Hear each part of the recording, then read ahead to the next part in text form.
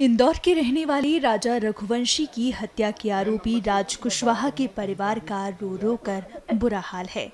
वे राज से मिलने के लिए तड़प रहे हैं और न्याय की मांग कर रहे हैं।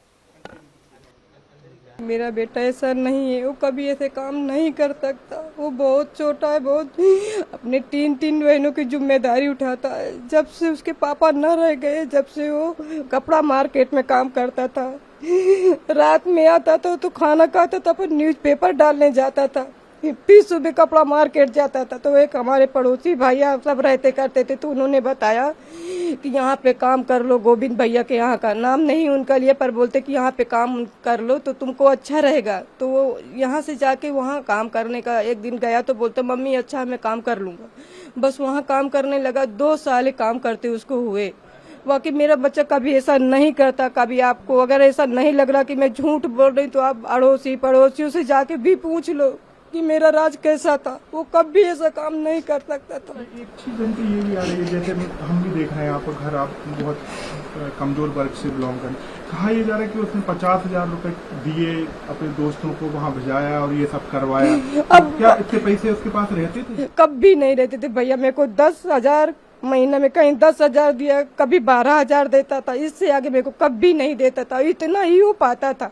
चाहे उसके ऑफिस में जाके और पूछ लो, पता कर लो कि वो क्या बोलते हैं, वो 50,000 रुपए कहाँ से पाएगा।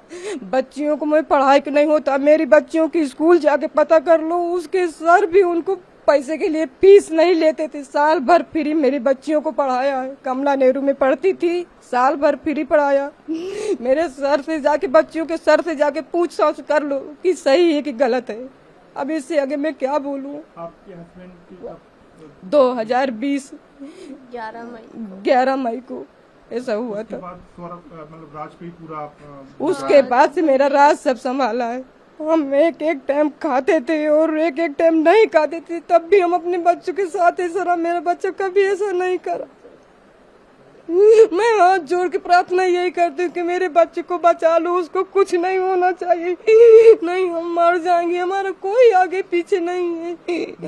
ध्यान रखिए, ऐसा कुछ नहीं। ये इंदौर में हम अकेले रहते हैं, हमारा कोई आगे पीछे नहीं, बस वही बच्चा है हमारा, वही सब कुछ करता था। रात दिन मेहनत करा भैया, रात दिन मेहनत करा।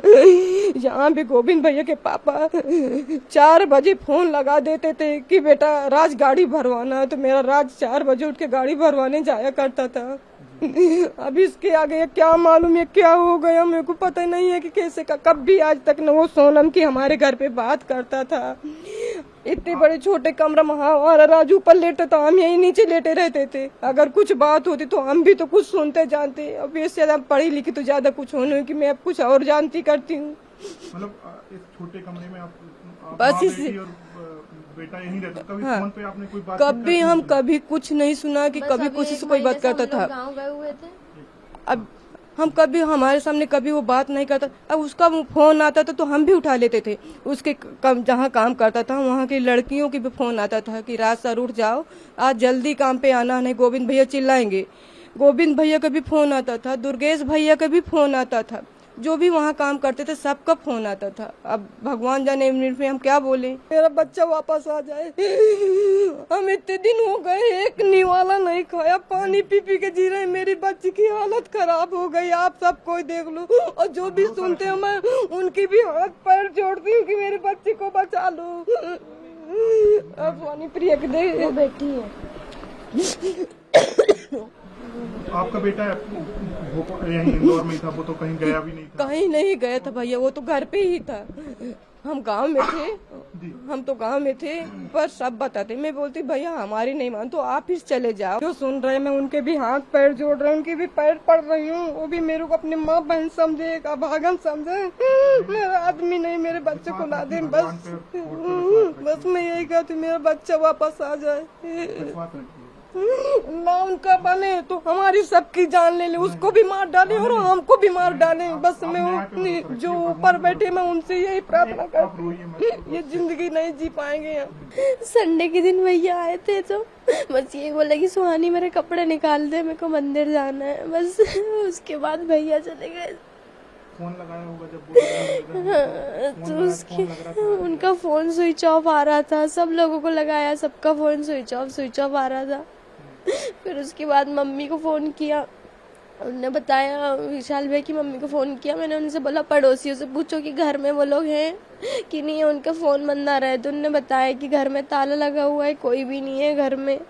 उसके बाद फिर मैं लगातार वो जो ऑफिस के भैया उनको फ़ोन लगा रही थी कि भैया मेरे भैया नहीं मिल रहे हैं। वो बोल रहे थे मिल जाएगा। उसने कुछ नहीं किया। बाद में 3-4 बजे पता चला कि उसको पुलिस लेके गई। आप मतलब अपने भाई के बाद आप सबसे बड़ी बेटी हैं और उसकी सबसे मतलब छोटी बहन है, तो आपसे कभी जिक्र किया कि वो किससे प्यार करते हैं, किससे, सोनम कौन है, क्या है, ऐसा कभी आपको लगा? क्योंकि जो चल रहा है कि शायद सोनम से उनका रिलेशन। नहीं, इसके बारे में भैया ने कभी बात नहीं करी। दीदी के बारे में तो उनने कभी कोई बात ही नहीं करी घर में। हमेशा जब भी बात होती थी तो हम 4 भाई बहन है, तो हमारी दीदी सबसे बड़ी है, भैया से बड़ी है, तो बात होती थी तो यही होती थी कि पहले तीनों बहनों की शादी करेंगे, फिर लास्ट में भैया अपनी शादी करेंगे। कभी उनने ऐसी बात नहीं करी कि मेरी शादी करो, कि मैं किसी को पसंद करता हूँ, कभी भी ऐसी कोई बात नहीं करी।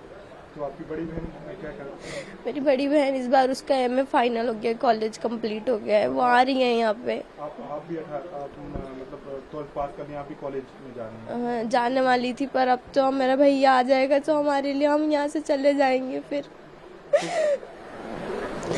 कॉलेज की पढ़ाई का खर्चा आप वही एक टेंशन होगी, क्योंकि जो कमाने वाला था वही सब कुछ करते थे। सब कुछ भैया ही करते थे 5 सालों से, जब से हमारे पापा नहीं है तब से सब कुछ भैया संभालते थे। अच्छा, पापा की जाने पर हाँ,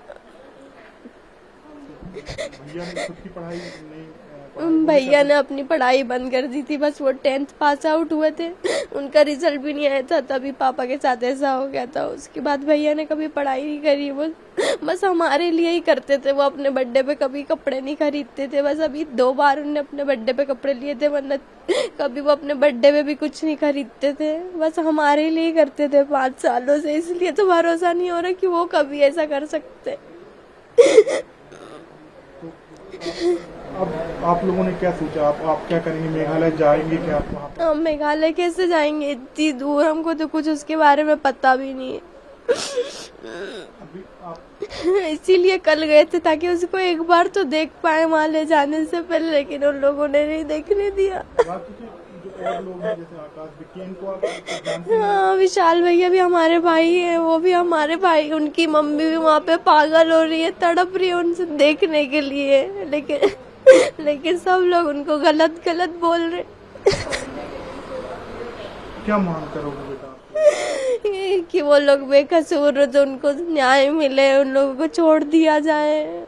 गौरतलब है कि राज कुशवाहा समेत 4 आरोपियों को पुलिस शिलोंग सदर पुलिस स्टेशन लेकर पहुंची है। मामले में जांच जारी है।